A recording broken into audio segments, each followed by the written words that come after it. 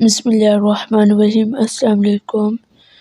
اہم اسلامیات پارٹ 2، اسلام اور سائنس۔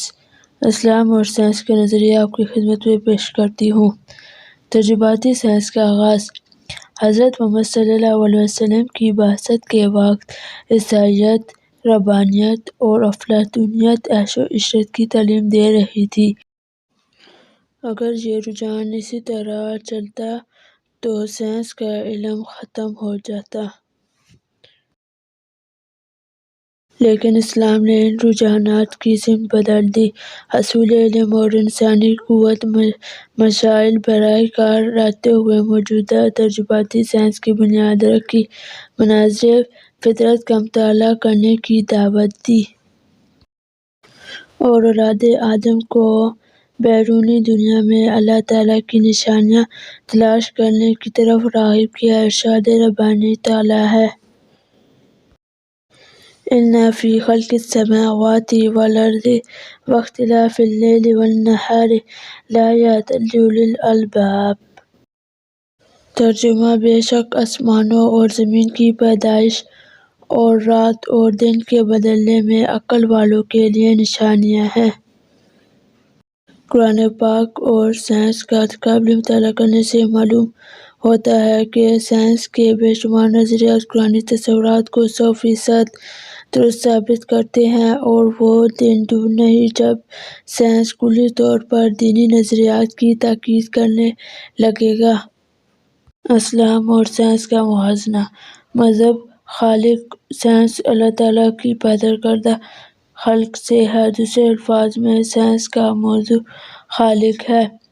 یہ ایک عقل، فہم اور دانش حقیقت ہے کہ اگر مخلوق پر تدبیر سوچ بوجھ مثبت اور درست انداز میں کی جائے تو اس مثبت تائید کے کمال کو پہنچنے پر انسان کو خالق کی مغفرت الہی نصیب ہوگی اور وہ بے اختیار بول اٹھے گا: رَبَّنَا مَا خَلَقْتَ هَٰذَا بَاطِلًا۔ ترجمہ: اے ہمارے رب، تو نے یہ سب کچھ بے حکمت اور بے ترتیب نہیں بنایا۔ اسلام اور سائنس کا باہمی تعلق۔ اسلام دنیا کا واحد مذہب ہے جس نے کائنات پر غور و فکر کرنے کی تاکید کی ہے۔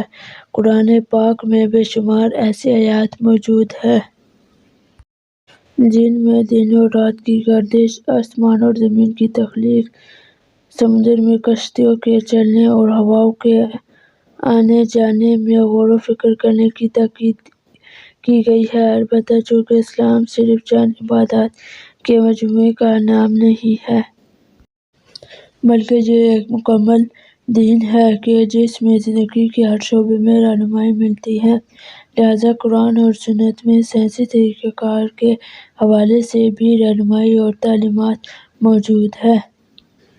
سائنسی طریقہ کار میں کائنات کے تجربات پر غور و فکر اور نتائج قرآن پاک اور حدیث کی روشنی میں اخذ کیے جاتے ہیں۔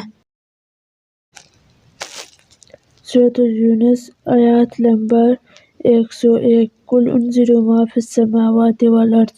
ترجمہ: تم فرما دو، تم دیکھو کہ آسمان اور زمین میں کیا کیا نشانیاں ہیں۔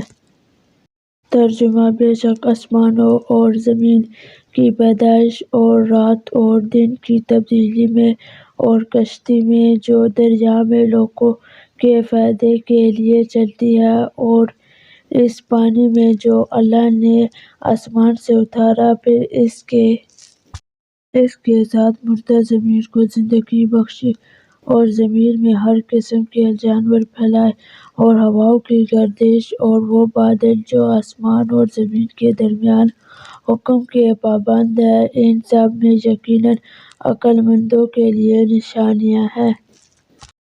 حضرت محمد صلی اللہ علیہ وسلم نے ارشاد فرمایا: خرابی ہے اس کی کہ جو اسے پڑھے اور اس میں غور و فکر نہ کرے۔ ایک موقع پر حضرت محمد صلی اللہ علیہ وسلم نے یوں فرمایا: ایک لمحے کا غور و فکر 70 برس کی عبادت سے بہتر ہے۔ اسی طرح فرمایا: اللہ کی مخلوق میں فکر کرو اور اللہ کی ذات میں فکر نہ کرو۔ اسلام اور سائنس میں عدم توصیف کے 3 دلائل۔ بنیاد میں فرق، دائرۂ کار میں فرق، اقدام اور خطا میں فرق۔ سائنس کے اقدامات میں غلطی کی گنجائش ہے، جبکہ اسلام میں غلطی کی گنجائش موجود نہیں ہے۔ جیسا کہ آج کل دیکھا جا رہا ہے کہ سائنسدان بھی قرآن پاک میں غور و فکر کرنے کے بعد نتائج اخذ کرتے ہیں۔ وہ دن دور نہیں ہے کہ جب سائنس کلی طور پر دینی نظریات کی تائید کرے گی۔ سب سے بڑی مثال آپ سب لوگوں کے سامنے ہے کہ سائنسدان نے نماز کو صحت کے لیے مفید قرار دیا ہے۔